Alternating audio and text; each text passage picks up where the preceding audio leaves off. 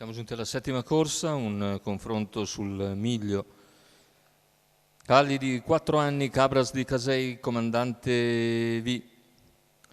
Cabiria GSO, Camelot Col, Chelsea dei Greppi, Christopher Jet in prima fila, Corina Jet, Image du Ril, Corallo Pisano, Cruso dei Greppi in seconda, i favori in chiusura per Chelsea dei Greppi numero 5.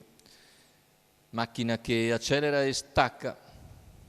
C'è subito l'errore di Cabiria GSO, mentre per il comando numero 3 Camelot Cabiria Col, GSO squalificato. Camelot Col conquista la testa, Chelsea dei Greppi si presenta subito e va all'attacco, ma Camelot Col difende la posizione per il momento. Chelsea dei Greppi prova nuovamente ad affacciarsi su Camelot Col. Numero 2 comandante 200 metri in Bui, 14,3, ma Camelot Col vuole correre in testa e respinge l'offensiva di Chelsea dei Greppi, che è costretta così all'esterno dopo i primi 400 metri addirittura in 28,4. Seconda posizione lungo la corda per Cabras di Casei. Indietro c'è anche Image du Ril. Al largo dovrebbe essere Christopher Jet. Intanto i cavalli davanti alle tribune con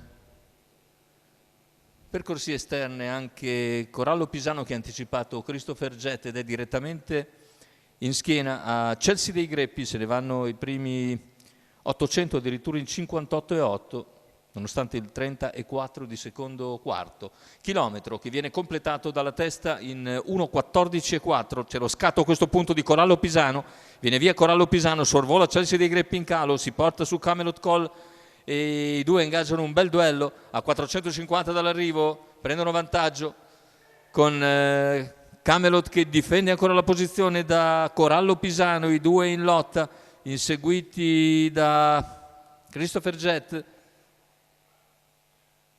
Completamento della piegata, ingresso in retta d'arrivo, Camelot Col si difende, attacca ancora Corallo Pisano, match per la vittoria fra questi due con Corallo che insiste su Camelot Col, Corallo attacca ancora, nel finale è Corallo Col che di forza passa su Camelot Col, comunque molto molto incisivo. Terzo posto per Cruso dei Greppi.